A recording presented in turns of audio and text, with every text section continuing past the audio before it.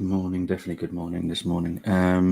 Welcome to a very late but also early Arsenal versus Brighton match preview. Obviously, doing it very early on a Saturday morning. Obviously, we're kicking off in about 4 hours' time, but you know me, I like to make sure everything is done in the right manner. So I won't miss a match preview ever. This will be a really, really small match preview. There's no chosen lineups in this preview for a change. I just haven't had time.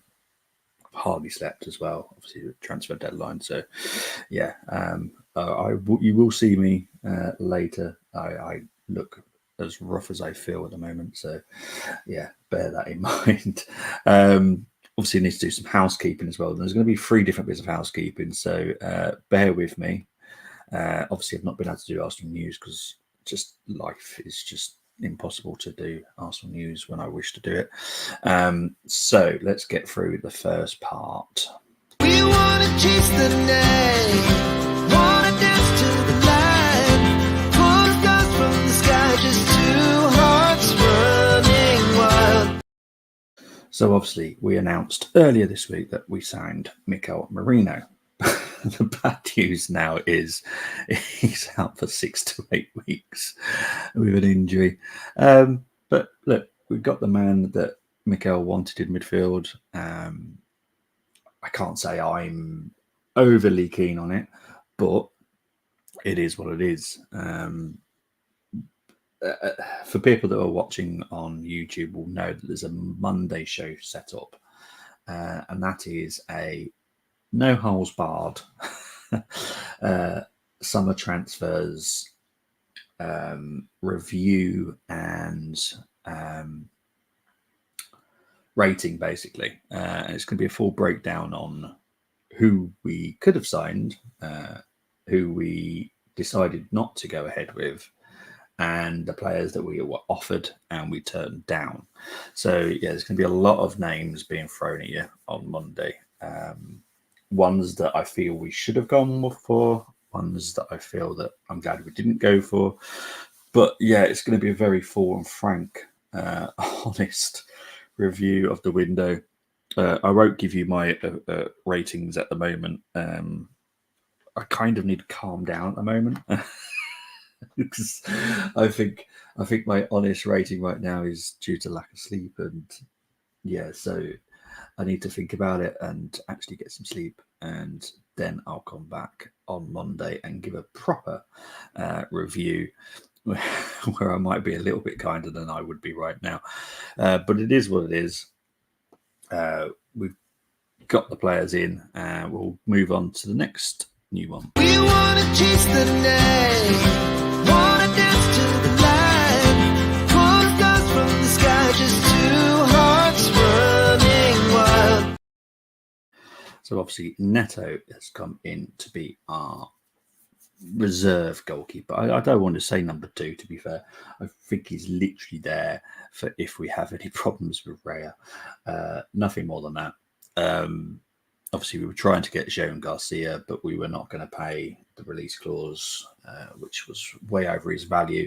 That is something that I have been very happy with Arsenal this summer. We have not gone anywhere near what the clubs have wanted. We have always stuck to our value. Yes, we've lowballed some teams at the first time. That's what you do in negotiations. You don't just go, this is what we're going to give you. That's that. You lowball. You never know. You might.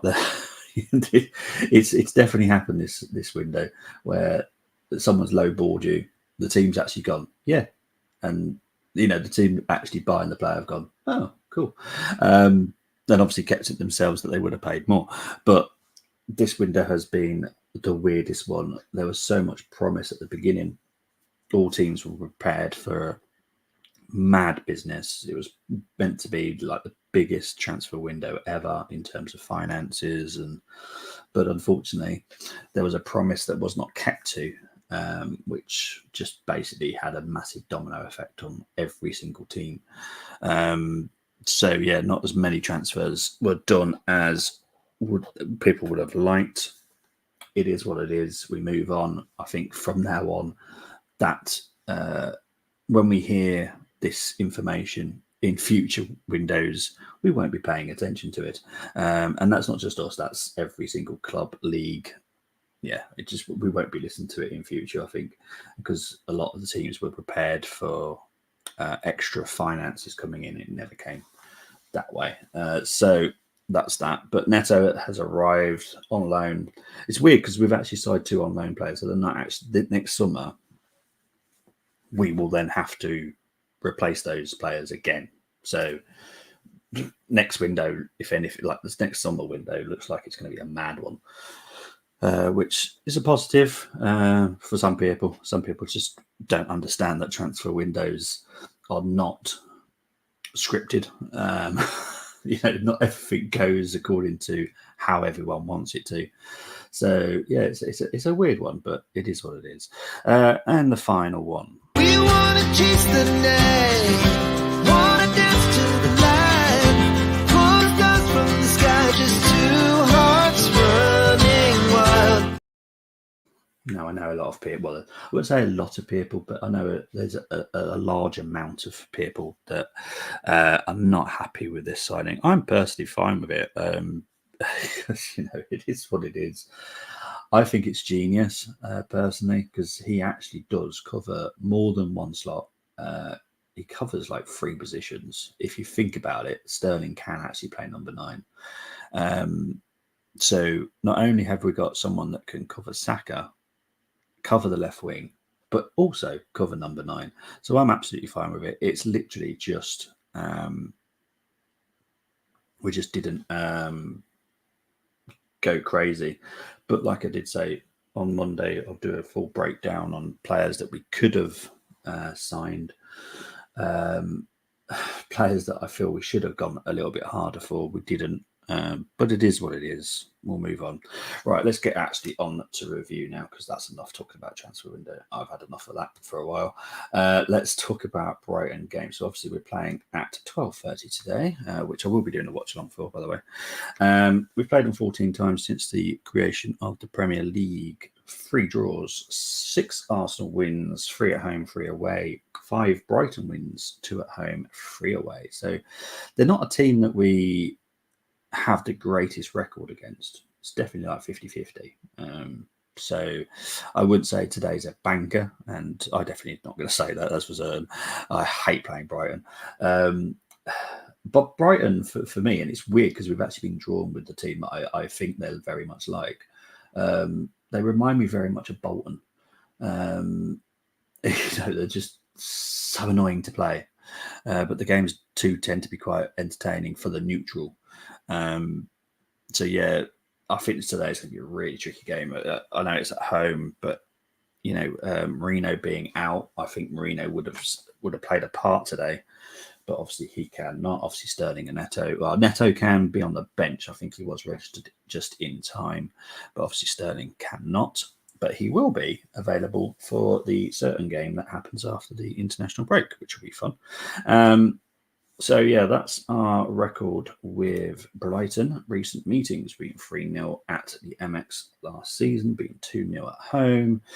Then a 3-0 home defeat the season before, being 4-2 at the MX that season, and also. So it's very 50-50 in it, really. It's not like one of those games you go, you know what, I'm pretty chill. This is one of those games I don't enjoy. I thought this August, if we get anything above 5 points, I'll be well happy. We're on 6, so I'm happy, but I want 9 now. I want the 9. And the reason I said 5 is because Brighton are always one of those teams I just don't enjoy playing against. You just never know what you're going to get, and they've got some extremely dangerous players. And ones that are definitely going to want to do something against us as well. Welbeck comes to mind. Milner definitely comes to mind. Matoma, João Pedro, all players that would definitely love to get one over us. I'll explain why on Monday. But yeah, it's one of those. It's really one of those. So yeah. Big up to Brenny saying, morning PB, not a bad window, but needed a goal scorer. I'm definitely not happy with it. As I said earlier in the show, that I'll do a show on Monday where it'll be a breakdown, a review of it, and it will be my honest, not tired mind discussing it, and people that we could have nearly got. But yeah, it's going to be an interesting one. But I hope you're doing well, PB. Right, let's move on to form guide. Obviously, we've only played 2 games each, so form is a little bit odd at the moment. Both 2 wins, though. Obviously, we've literally done 2-0 wins to both clean sheets, so you can't moan about that. Brighton obviously beat Man United in at the 95th minute with a João Pedro goal, and obviously demolished Everton on the season opener, but I don't think you could really put much on that one because Everton were really poor. And they're showing how poor they are as well. I really do fear for Everton this season. I think this might be the season they might not survive. I think they need to get their takeover done, which will then change the window in January, which might just save them. But at the moment, I think Everton are, for me, one of the favourites to go down. Next slide when it wants to work. There we go. Right, so details broken down. Obviously, they're in second. We're in third. We have won 2. They've won 2. Goals conceded. We've scored 2. They have scored 2.5. This is per game. Goals conceded 0. Goals conceded for them 0.5. Chances created per game 2 and 2 for them. So pretty much match up there. 2 clean sheets for us and 1 clean sheet for Brighton. Injury list, interesting one. So obviously out list technically is also Sterling, and because obviously for transfer reasons, but I don't really have an option for that, and it's only going to be a one-off anyway. So obviously Sterling cannot play as well. So technically he's out, but I don't think anyone would have picked him in the challenge anyway, to be fair. Brighton out list is obviously Solly March, O'Reilly, Gruder and Wafer. Our doubts.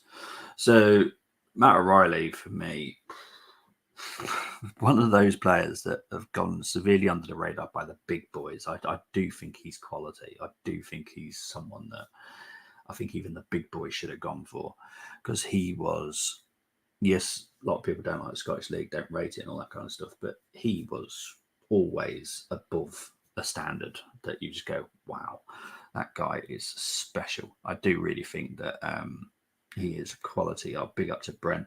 We'll get onto that in a minute, mate, because I haven't actually done it. Actually, you know what, Brent? I'll do it now. So this is Brent's team, because I haven't actually got a whole slot for it tonight, because this morning, because obviously this is a shorter show. So Brenny's picking Raya, White, Saliba, Gabriel, Timber, Partey, Rice, Odegaard, Saka, Trossard, and Havertz. For me, that's spot on. If Arteta goes for that, I'm happy. I think this season I'm going to have to stick with a 9 due to the fact we still do not have the number 9 that we want. And the fact is, we could have got one. It wouldn't have been number 1 choice by any means, but we could have got a number 9. So we could have got a 10 because we would have got a number 9 that I feel would have at least helped us. So, yeah, it's Arteta's fault that I'm going to be ranking these teams maximum of a 9 out of 10. So, yeah, for me, that's 9 easily. I think Trossard definitely should come in for Martinelli.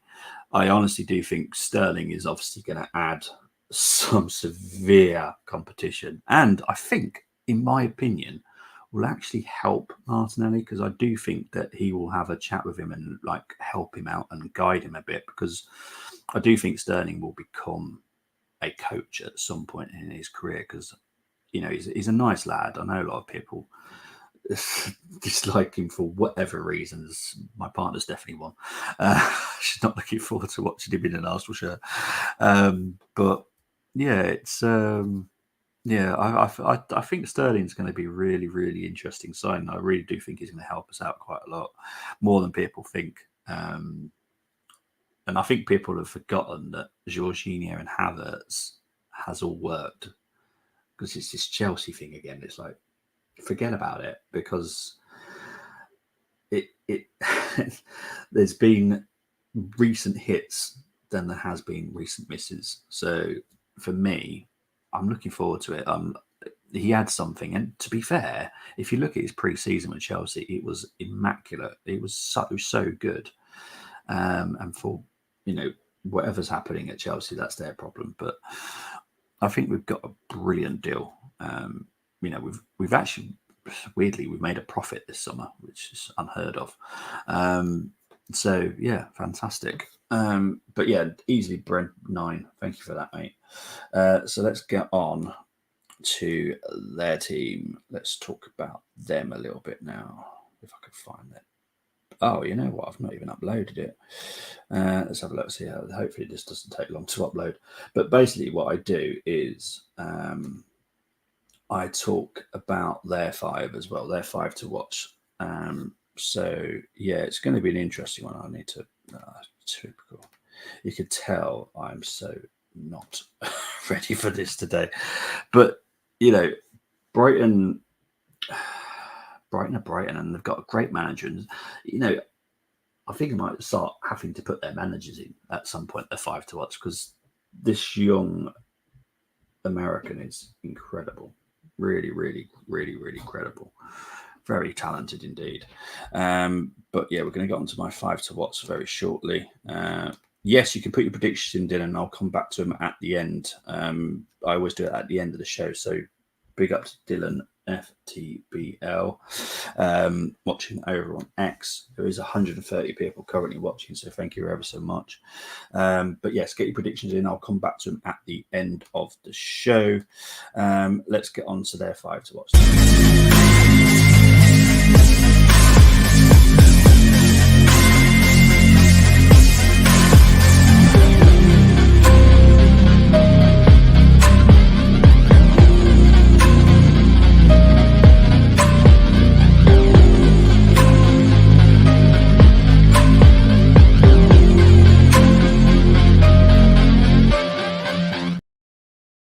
Okay, so we're going to start with their goalkeeper. I know it's a bit odd to start with a goalkeeper, but I'll be honest, Jason Steele was someone that we were looking at to bring in as a backup goalkeeper, because he is very good with his feet and he's a very good shot stopper. So he is someone that's going to be hard to beat.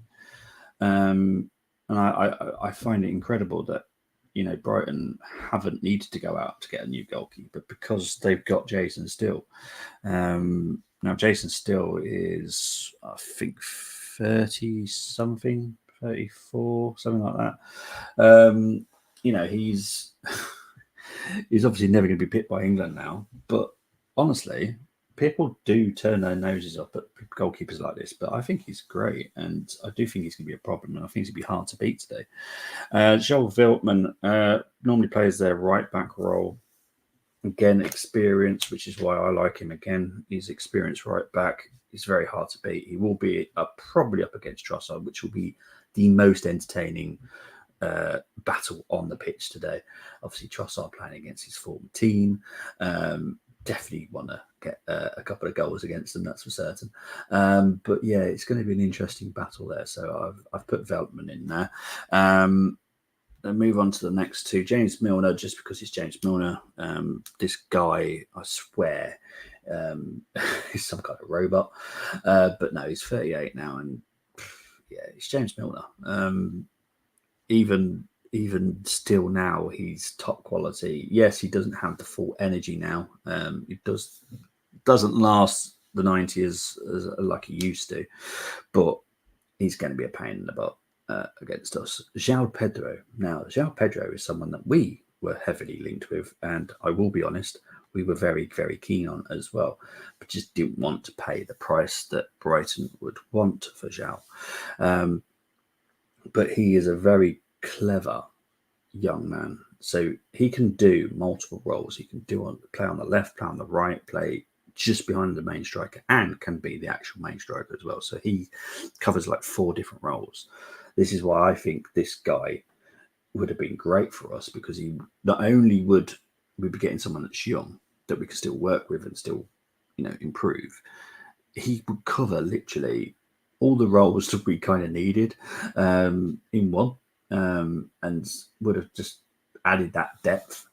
So it is what it is. But João Pedro will be a problem today, especially if Thomas Partey is not on it. And finally, Mr. Danny Welbeck. How can I not mention him? He has had a fantastic start of the season. Obviously, he scored against Man United, which I'm sure he enjoyed. And I'm sure that he will try to get one against us as well. And will enjoy that just as much. But he's had a fantastic start of the season, so it was very hard not to talk about him today. Let's have a look. Pick up to Temi that's in the house. I'm researching Sterling's family history, some German ancestors, since he's supposed to be our mystery German. We'll talk about that on Monday. Don't you worry about that. We'll talk about the mystery German on Monday. I can name him on Monday as well. So, yeah, tune in for that. Right, let's move on to the battles. So, the battles that I feel are important. Big up to Dylan. I've just seen your prediction. I'll come back to that at the end. Thomas Partey against James Milner for the Bouncers. So far, they've done very well. Thomas Partey doesn't look right. It's kind of frustrating. It's kind of why you see there 42%. That's his Jules 1 percentage. It's not great. James Milner, 78. So, yeah, it's one of those, isn't it? Goalkeepers, again, Jason Steele is very, very good at passing accuracy, 90%, which is why I use that stat, because it's kind of what we want. We want close to 85% if we can. David Raya is great, but definitely can improve. Goals prevented. David Raya has actually prevented 1.24 goals. He's in the plus, which is fantastic for David Raya. Obviously, it was that Ollie Watkins chance last week against Villa.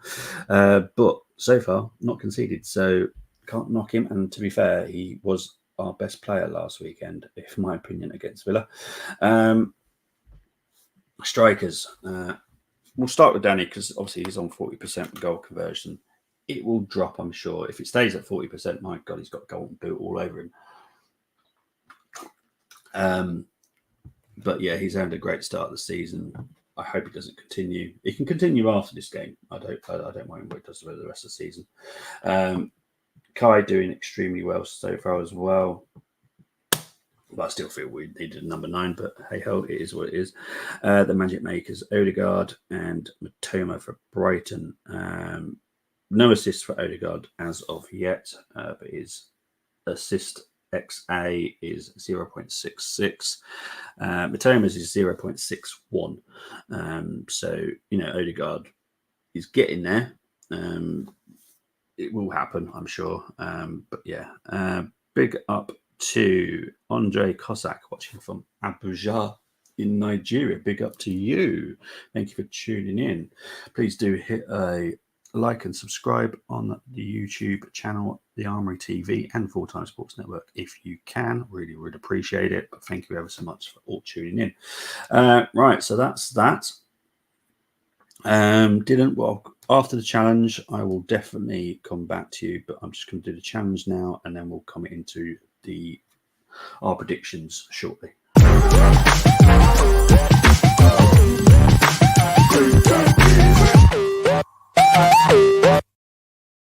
Okay, so for people that do not know the challenge, now normally we only have someone on here, but currently we've not been able to have anybody on just yet. But I'm sure that will change for the North London Derby preview when we manage to do that. So these are the challenge rules. You've got to choose 6 from the Arsenal, 5 from the opposition, no unavailable players, 1 defender, 1 midfielder, 1 forward from the opposition minimum. Once you select a player, you cannot swap him. Formation of the home team is always selection. So obviously we're going with Arsenal's formation today, and no former players, present squad only. Yes, I've had to put that in there because, trust me, people were trying to use Bergkamp. They've used Platt. They've used multiple players, Thierry Henry. They've used multiple players over the last few months. I had to put that rule in. I remember giving it to my partner, and she did exactly the same. Thea Walcott was in there at one point. So yeah, I've had to do that. Right, let's move on. So we can score these because these are the two squads I was given. So I can start with Brighton's first. It was given to me by Tony. He is a Brighton representative. He's gone with Raya, Veltman, Hinchelwood, Gabriel, Dunk, Partey, Rice, João Pedro, Saka, Mente, and Havertz. Just checking. Got the 5. I normally think we could do 10s, but I don't. This doesn't feel like a 10. I don't know. It doesn't look that great. I don't know why I'm saying that, but Lewis Dunk, I think, is a great player. João Pedro, yeah, it doesn't shout to me 10. So I'm going to go with a 9 for Tony. Look at Tim's. What's he gone with? Just make sure he's got the right numbers first. Yes, he has. I've just seen he's put well back up front. Raya, White, Hinchelwood, Saliba, Dunk, Partey, Milner, Odegaard, Saka, Mateo, Wellebeck. I think they're both 9s, to be honest. I can't say they're 10s. Neither of those teams shout to me, wow, that's good. And 10 for me is a team that basically would challenge for the title. Though neither of those teams challenge for the title, in my opinion. So yeah, it is what it is. Right, let's take that off because we are now done with that. Big up to Terry saying hello to Andre.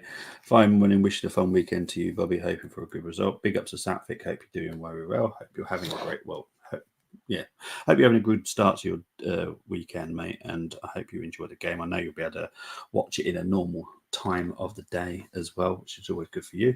Regardless of the result, Arteta gets a 0 for making it impossible for me to create alternative teams.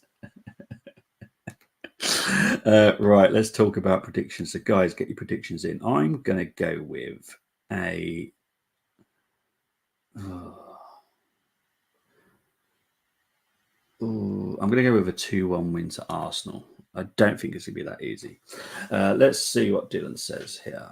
So, Dylan reckons 2-0 today, comfortable and hoping to see Martinelli back to his best. That is something I definitely want to see, is Martinelli back to his best. I don't think Martinelli will start. I think Trossard will start today, if I'm honest. And it makes sense. Temi, predicting the 7-0 Brighton win. Welbeck gets a quartet, sadly. I see what you're doing there, Tim. I see what you're doing. I'm going to put Raheem in the lineup just to get a couple of 6s out of you.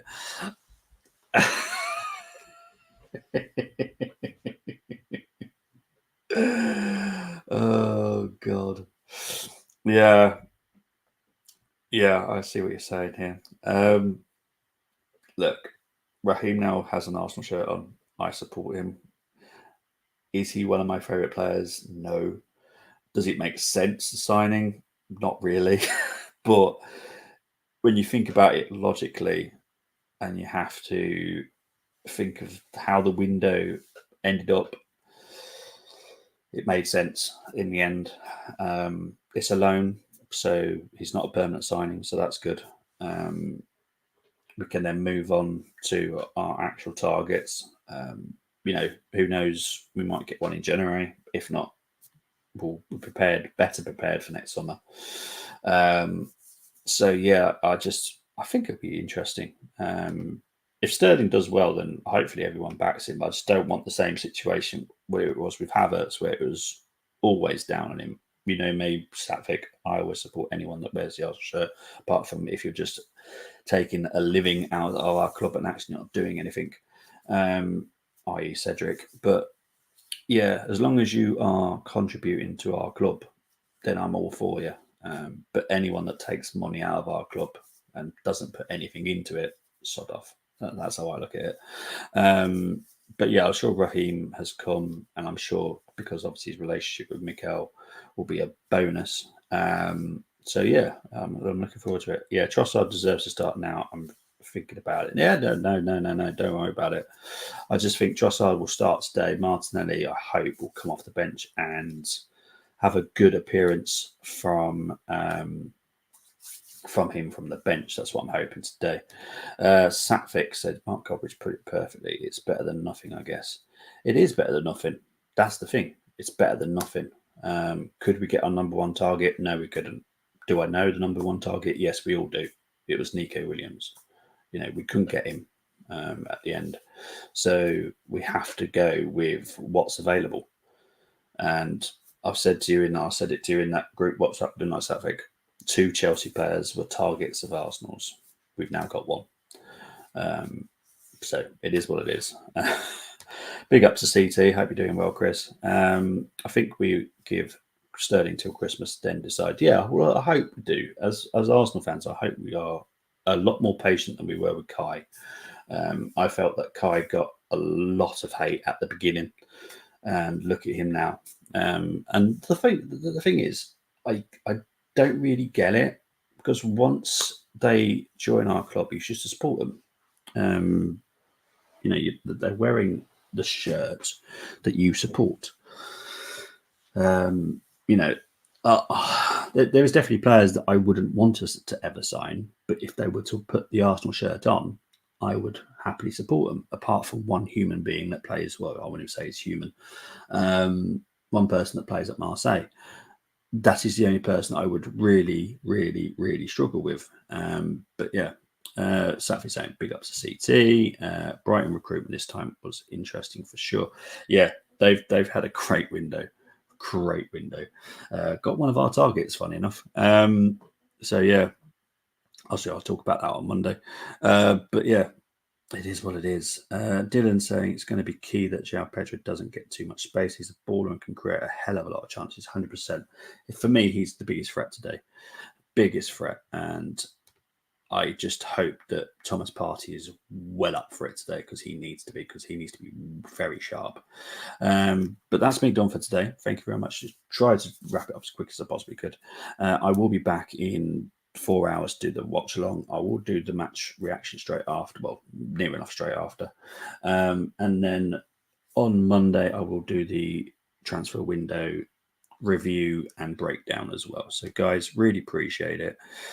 Enjoy the rest of your morning, day. Satvik, take care out there, mate. And I will definitely speak to most of you very, very soon. Big up to you. Thanks, mate. Your support, Cole Jenkins. Is that Cole Jenkinson? No. Look, let's be honest. If Cole Jenkinson came in, I think we'd all have a meltdown. We don't need to be fair. Regarding right back situation, we've got Josh McNichols now.